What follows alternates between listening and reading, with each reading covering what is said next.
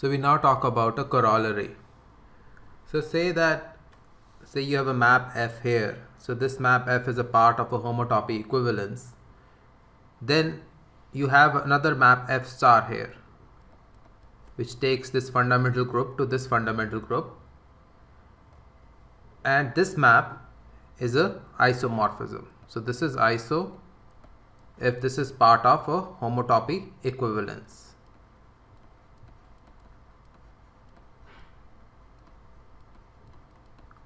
So let us write down the proof.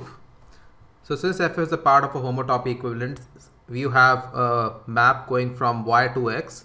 This is the map G, such that ID on X is homotopic to, you first apply F, go to Y, and then apply G, come back to X. So you restrict this map to a point X in the space and you get a path in X. So let us see this. So you have this point X, and then you end up at this point X. So you are still in the space X, and this is the path V. So this is the path you get in X. So the idea is that now we want to take loops and carry these loops over. So now you take a loop at X. So say you have a loop like this. So this loop, you apply GF to it. So this loop becomes GFU. This was loop U, which became GF of U. Now U is homotopic to GF of U via this map. So basically we are saying I times I to X. So what this map basically says is that you can pull these two loops together across this path V. So you pull these loops together so that they end up coinciding with each other. Now this is the heart of the proof. This homotopy relation is the heart of the proof, because now we are just going to use previous lemma to prove the result.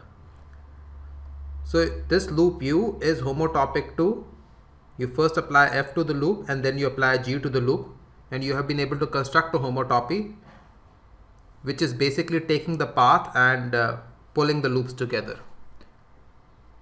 Now you can paste relevant homotopies. You can paste some more homotopies which just talk about first going to the inverse path and then going to the path V, that is first going from here to X. So for that you will have to take path V bar if you're traveling in the opposite direction. Then you travel around the loop and then you take the path V and come back. So that is pretty much what this means. So you can always paste homotopies together. Now because of this homotopy and by pasting these together, now we can use the previous lemma. So you get this sequence of fundamental groups corresponding to this homotopy here.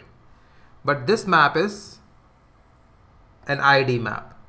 This follows from the lemma we discussed in the previous lecture.